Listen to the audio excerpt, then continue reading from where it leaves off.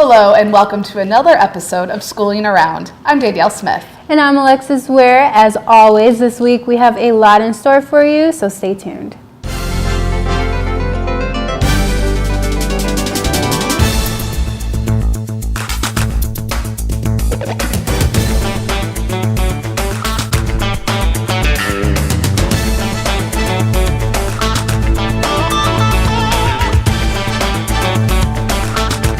A few weeks ago, Oxford had the opportunity to host part one of the annual Paws basketball game.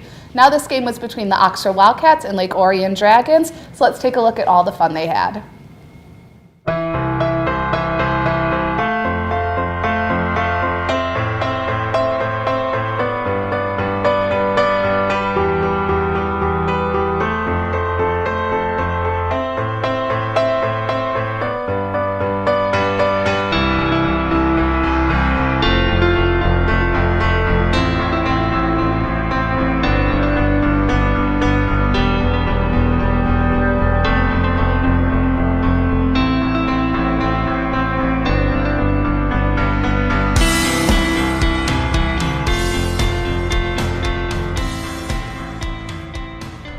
All right, so I am here with Jim Gibbons, and tell us who you're dressed as today. I'm dressed as Colonel Sanders for Charity Week. Our team is, I partner with two other teachers, and our team is the KGC team, and we're kind of taking a spin off of KFC and in order to help raise money for charity during Charity Week, where the teachers compete to see what team can raise the most money. Okay. Now, how many different teams are there? There's like 5 or 6 teams of teachers, and we go around, and during the week we try to do things to raise money for the charity that we've chosen, which I don't know the name of the charity right now, and the Charity Week kicks off in another week.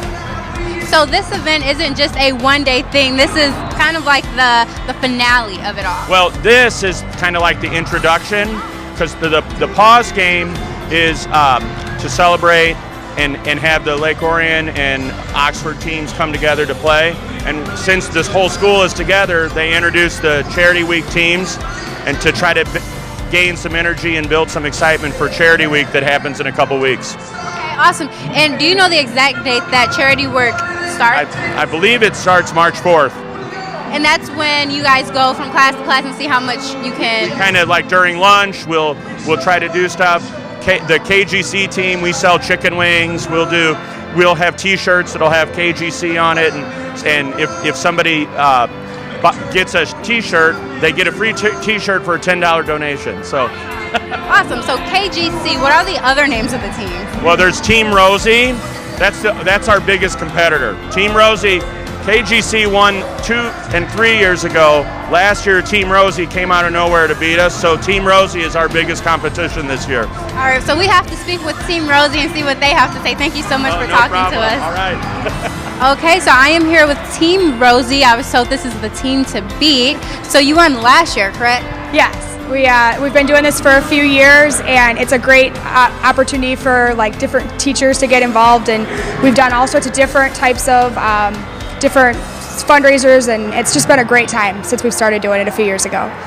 And is it usually all 3 of you guys who join together? Yes, so originally you were only allowed to have 2 people on a team, but that just didn't work for us. So we became a team of 3, and we were Team Rosie, and like it's gone above and beyond Charity Week, where we're just always put together. Yeah, like we're just always together. We participate in everything together, so we are always together for Charity Week. Now you said that it's usually a team of 2. Are you the only team of 3? The competition has kind of evolved to be other teams of 3. KGC, who's our biggest rival, who I'm sure you also interviewed, is a team of 3 too. So it's kind of been the 2 of us battling it out. The belts go back and forth every year. So I know last year you all did win. How is it typically? Who usually wins? KGC. KGC has undergone a revamp because 2 of their members have left, so I don't know. Like, I'm pretty confident. Now, when did this when does this all start? Is it just today the kickoff, or? No, actually, we were just introduced today, and then I believe it starts March 10th. It's a couple weeks or 3 weeks away or so. So now we have time as teams to kind of get our strategies together and everything like that. So, and it's great because we just like love to see the kids, out there like giving to these great charities. So, how long do you have to get your strategies together? All year. We know Charity Week is going to happen in the second semester, and so like after Charity Week ends, we kind of start strategizing for the following. I was actually just talking about what we can do next year. So it's always on our mind about what Team Rosie has in store. Okay, so the other teams kind of have no chance. You guys plan years in advance. We take this pretty seriously. Yeah. Now, the dance team, I saw their performance down there, and it was really well put together, especially your Team Rosie box. Do you guys come up with your own dances for the cheer team, or do they do that for you? So we actually work with another amazing teacher as part of our kind of team, Katie Stavropoulos, so she is also the dance conservatory director. So we just kind of nudged her in the right direction and said, hey, could you help us? And it just so happened that they had already been working on a routine for Veterans Day, so it worked out in our favor. It was awesome. So we really, really appreciate the dance conservatory coming forward for us. Okay, it seems like you guys have quite an advantage here. Yes. Yeah, we do. We have a lot of connections, and planning ahead really helps us get our ducks in the row so that we can hopefully come out and win. Now, does the other teams, especially KG, if I'm saying that correctly, I only know your team name, honestly, do they also get to pick their dances? They don't do dances. That was just we needed something to be introduced with, and so we asked the Dance Conservatory to do a dance. But KGC came out in chicken costumes and stuff like that, so everyone comes up with their own thing. And who are the other teams that you guys are facing besides KG? There's one other team that we know for sure from the PE and health department. So a collection of teachers that teach in that department are already facing off against us, and we're hoping some other teachers are inspired to come out and compete against us too. We think they're scared though. I would be too. It seems like you guys have a whole game plan laid out. So you said the PE teachers and the health teachers, is it kind of by subject that you guys partner up? I mean, we just did because it actually started that we were the 3 women in the social studies department to begin with. That's how it kind of all started. And of course, Team Rosie is Rosie the Riveter. But basically, no, I mean, KGC this year is the band director. Sally King is a math and the leadership teacher. And then Dr. Chapman is Dr. Chapman. She's a language arts teacher. So, yeah, but I don't know. I still think we got an edge on them. Okay, well, technically, I have to be unbiased here and say that I hope everyone wins, but I think Team Rosie may be my favorite, so good luck, ladies. Thank you. All right, so we have a parent from technically Orion, but we're supporting the Wildcats today. So what do you guys think about the game so far? I'm so happy. It's the first time I'm coming. I love the game. I so very enjoy. I go for the both team, Oxford High School and Lake Orion High School. That's a great way to put it, because this is a game for everyone, not just Oxford and not just Orion. What about you? It's pretty fun. I like it a lot. It's special for the disabled kids, and they need something in life that they need, and it could be a one chance they could get. Is this your first time coming to a game like this? This is my second. Well, technically it's my 3rd or 4th. Yeah. Is it your first game? It's my first game, yes. And I really enjoy because my daughter is a special needs for Lake Orion High School, but I come in here enjoy for Oxford too. Okay, so you're both an Oxford mom and an Orion mom. Yes. Okay, so what was the reasoning behind going to different schools? Because I am in school choice, and I have my daughter with special needs, and she's very happy in Lake Orion.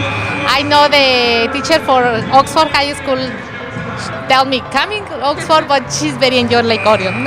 She's very happy.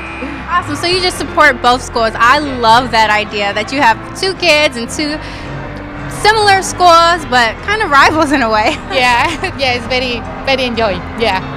How does it feel to have a rival sister, so to speak?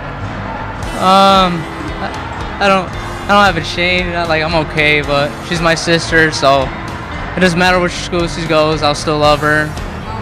That is amazing. I'm loving your guys' attitude. Do you also attend Orion games? Huh?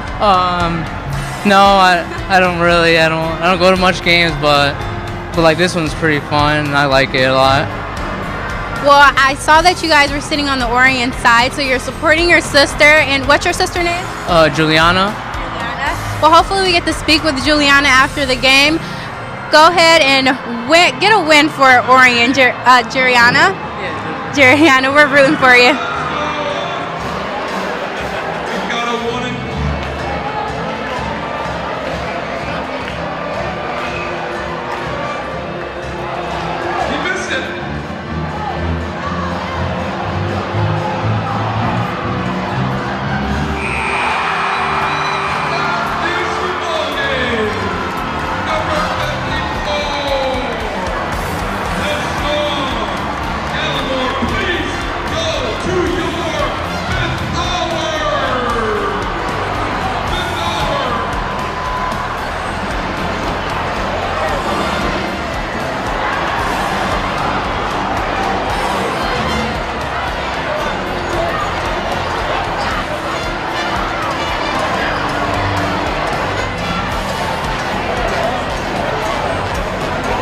Just shot the very last basketball, winning the game for Orion. How does it feel? Thank you. How does it feel? It feels good, but we need this win so badly. We was down by a lot. They was beating us in the first quarter, and then we came back. Mark shot my point guard. Mark came with a three, and then Joe missed the free. My center Joe missed the free throw, and I was on the line. I had to get the rebounds, and I had to get to win the game. Was it exciting? Were you nervous before you made the shot? Was it a lot of pressure on you? A little bit. We had a couple fouls and stuff. We had to watch our fouls. We had too many fouls. We had like 6 fouls, and she did a good job. She did. And who are you? What's your name? I'm Darian. What's the camera right here? Oh, sorry. My bad. I'm Darian. Darian. And you're from Team Oxford, right? Yeah. Okay, so how does it feel? Unfortunately, you both did a wonderful job, but Orion did take the win this time. How does it feel? Free throws. I don't understand why I got fouled. She's trying to get the rebound. I thought she was going to get the rebound, but we missed the set. I thought we was going to miss free throw. And I saw her guarding. She switched over to the other side, and I was like, oh, she's about to get the rebounds. But when I got the rebounds, I was like, oh, got to win the game. Buzzer beater, and it was cool. Was it a lot of pressure for you to try to do those things? Oh, trying to get back, yeah. Was it still a fun game, though? Did you enjoy today? I had a great time. Great time, always. We will see them we will see you guys in March 15th at home. We got them at their place. Yeah, we're gonna get. Good game, guys. See you guys. All right, good job, guys. Thank you. Good job on winning. It was such a high energy basketball game, and they were even doing the spirit fingers, the entire student body, which makes it really cool because it's not like this is a varsity, JV, or even a freshman basketball team. These are disabled and special needs students from both Oxford and Lake Orion High School who come together for one big basketball game to basically jumpstart the following week, which is donation week. And then they have 3 different donations who they actually donate to at the end, which are spinal bifida. They have leader dogs for the blind and a women and children's charity. And it's basically, if a woman has children and are displaced, they'll help place them into a safe environment, somewhere where they can feel comfortable. So I know Oxford hosted part 1 of the game, and that's what you just saw here. Exactly. And then Lake Orion hosts part 2 of the game. It's actually today, the 15th. All right. Yeah. Going right into our next segment, Oxford High School actually hosted one more event this past week. It's TED Talk for Youth, and our other co-worker, Lori Rass, went to cover that. Take a look. TED is Ideas Worth Spreading, and it's an international organization that also has state and city-wide programs for speakers. And here at Oxford High School, we're one of the few high schools in the area that does TED Talks for Youth. And it's a student-run organization, and the students plan pretty much everything with the help of an adult like me. And they decide a theme, and then the students plan a presentation around that theme. Again, this year's theme is How Today Defines Tomorrow. So when you're inside, you're going to hear speakers talk about the the choices that we make today and how those choices influence our future.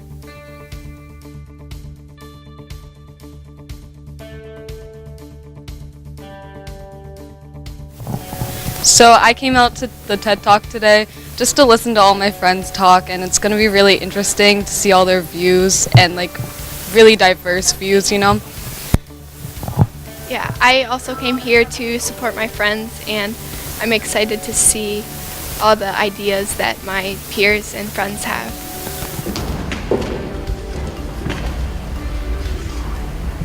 Luck has always been a mysterious and elusive concept to mankind. We can see its effects even in our day-to-day lives, and superstitions are a prime example of this.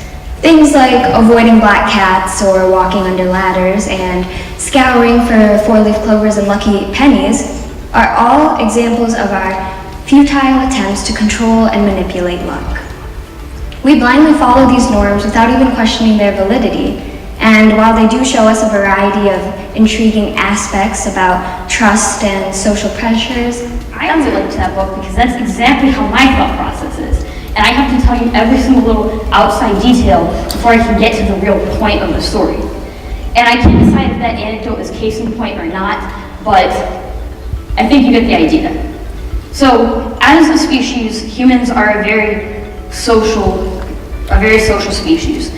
We like to connect with others. We like to relate to others and be around. And human connection is formed through the phenomenon of empathy. I think it's pretty uncommon to go through some form of a philosophy class and not question, well, the meaning of life at some point. Or even if you haven't, it's still pretty uncommon not to beg some kind of deep philosophical question at least once in your life.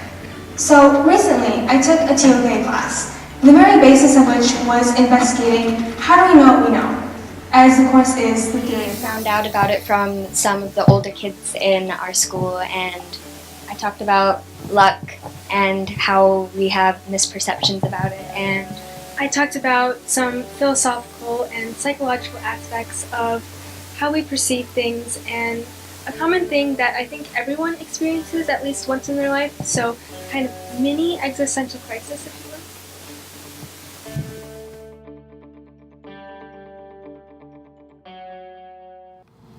Most people know the TED Talks on a global scale, but it was really interesting to see it brought down to a local level. Exactly, and that's what Miss Okazinski was saying, is that, you know, having a TED Talk for youth at a high school is very few and far between, which is very interesting because Oxford and Renaissance, actually, if I'm saying that school correctly, partner up. So it was actually 4 speakers there that night, 2 from Oxford and 2 from Renaissance High School. And they took turns on the stage performing their talk and their slideshow. They had PowerPoint presentations in addition to their speech, or I guess their talk, to present.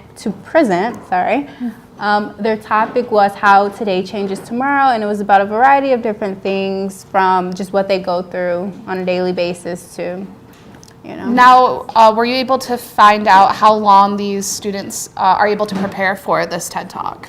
I actually wasn't. Our co-host Lori Raz was the one who went to the TED Talk presentation, so not exactly sure, but hopefully we can catch up to at least the Oxford students pretty soon and find out how long it actually takes them and how they found out about it, TED Talk for Youth.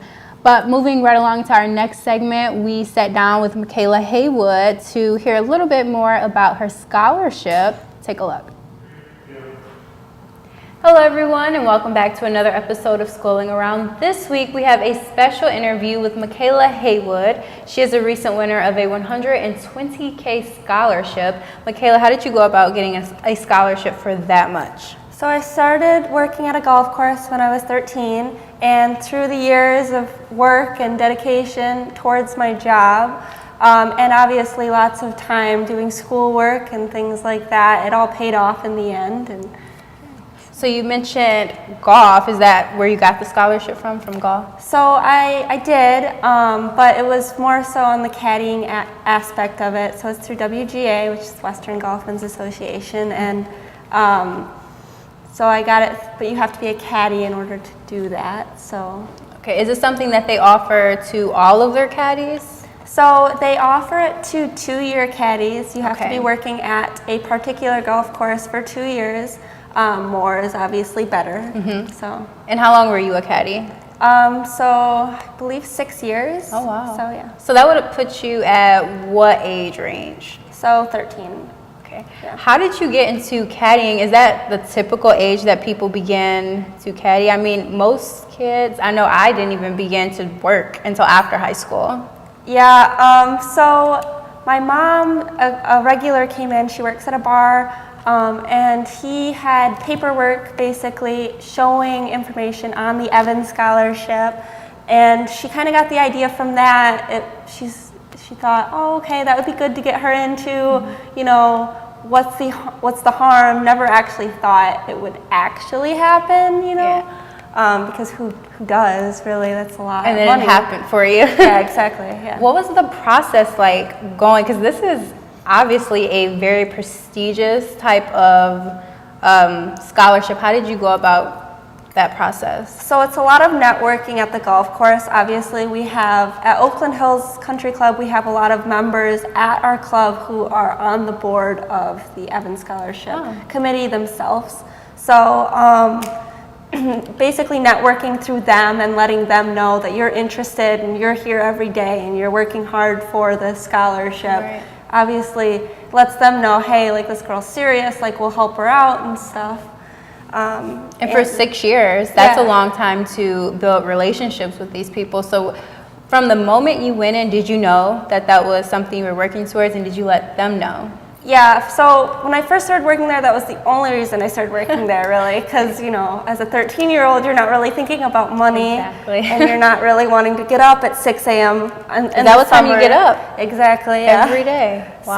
So in the summer, and go down there and work for 4 hours, and it's not long, but it's hard work. It's early mornings. Exactly, and you're kind of giving up your summer, so that was really the only reason I was there, and obviously it was hard, me being young and not fully understanding why I was doing what I was doing, but I don't regret any of it, obviously. So.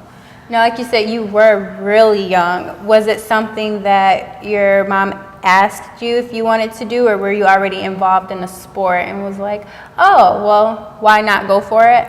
Yeah, she brought the idea up, and we talked about it. And she was kind of like, you know, this would be really good. And I'm like, yeah, you're probably right. And I could earn some extra cash. Exactly. That's really, a bonus. Yeah, not really processing any of it. And then I started working there. And at first, I really didn't like it. I was like, you know, like, I just want to be a kid, whatever. But yeah, I do enjoy it a lot now. Obviously, I have an appreciation for the sport. So, what's the best part about the sport and also being a caddy? So I love being a caddy because I like hearing about like the golfers and their lives. A lot of them are very successful people, and so you kind of get to network that way. You meet a lot of influential people at the club that I'm at, and so that's very, very cool in that respect. And golf is just such a traditional sport, and it's very like influential in like business, and you know, people will go out for a game of golf to discuss things. So and relax. I heard it was a very relaxing sport. Yeah, it is. It's fun. Okay. So. Now, going back into the scholarship process, what did you have to do first to even, I mean, obviously work there, but after that first step, what came next? So first, our caddy supervisor, Jim, he had basically any caddies that were interested in the Evans Scholarship, or there's an Oakland Hills Trust. There's several scholarships through the club. Fill out like a form that says, hey, I'm interested in this, like, can you get me some information, all that stuff. So he helped me out a lot throughout the years, like with information, hooking me up with golfers that knew about the scholarship and would therefore help me eventually get the scholarship. And so then, obviously, I applied just this past summer, and it was due by August. So. Okay. So you have to be a caddy for 2 years, and then I know you said it's certain steps that you have to go through to get that form for them to be able to process it, but what's the traditional amount of time to go through in order to like actually have the form? So the form is more so informal. It's more so to let the people at the club know that like you want to pursue this and they're going to help you out and get it because it looks good for the club if you get it. Okay. And the more caddies they have from the club, the better like they look as a club because they're, you know, it's giving and it's really cool thing. So they obviously want the caddies that work for them to be rewarded. Okay. So. And you mentioned that there were a few different scholarships that you could take within that program? Yeah, so Oakland Hills does an Oakland Hills Trust, and you can apply for it, I think every year you're a caddy there up until like you go to college. So that's super cool too. Unfortunately, I should have taken like more interest in that, and then, but you know. How would that work? Like, say you did go towards that route of things. So if you apply for a scholarship every year, and let's say you did get it, would it just kind of add up for when you do go? Yeah. Okay, awesome. Now, it was just one big scholarship that you applied for this past May, did you say? Yeah, exactly. Yeah. So I started applying for that in about June, and the deadline was in August. Okay. And so that process was definitely time consuming, and I had lots of questions. And luckily I had a lot of good caddy friends who had already gone through the process. So I asked them a lot of questions, and there was several members that I had that I was able to email and ask questions for. So overall it did take me several months to fill out the application. Just regarding family information, essays, and etc. So once you go to college, are you still going to be caddying, or are you going to leave that part of? I'm going to caddy in the summer for sure. It's good money and it's good exercise. You know, you're outside every day. Beautiful weather. Exactly. Yeah. Exactly. So I'm going to continue to do that. Do you have to continue to caddy in order to maintain the scholarship, or is it? I believe so, because I think you need to be an active caddy. Okay. So, yeah. Awesome. What are you using the scholarship money for? It's already set for my tuition, so it's gonna cover 4 years of tuition at Michigan State. And what are you enrolled in Michigan State for? I'm gonna study animal science. Great. So awesome. I eventually plan on being an equine vet, but I have to get my undergrad in animal science first. So. Okay. Now, what made you interested in that particular field? I have horses of my own, actually. I have two. And the one horse that I had actually underwent a injury 2 years ago. He tore a tendon in his front left foot, and we discovered he had arthritis and different things going on that we had to fix. So between vet visits and different medications we had to give him, and I've learned a lot through the process. And it's really interesting. We've done like chiropractic work, acupuncture work, you name it, we've done it on this horse. And you participated in this, or you just kind of closely watched what they were doing? I've closely watched. I've done a lot of research on it, obviously, because he's like my baby. Yes. So, you know, and it's very fascinating to me. And that wraps it up for this week's interview with Makayla Haywood. Big things for her in the future. We're going to send it back to the desk. What a remarkable story. Exactly, and it's even more remarkable that she was 13 when she first began caddying. And I don't know if you remember when you were 13, but when I was 13, I barely did my chores, let alone would give up my summer to go and work at 6 and 7 o'clock in the morning, I think she said. So those are early mornings on, you know, during a time where I shouldn't be doing anything really. So it was a long time coming for her, and she really worked hard for this. So I'm so happy that she got it. And it's taking care of her entire college career. Which is remarkable, because a lot of people can't say that. Exactly.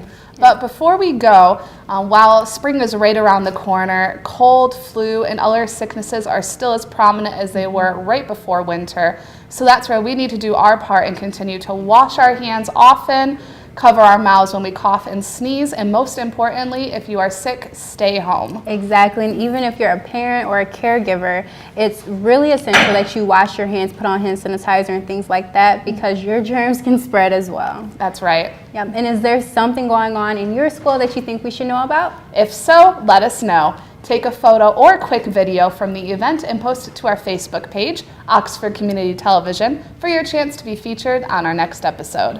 Until next time, I'm Alexis Orr. And I'm Danielle Smith. We'll see you next time.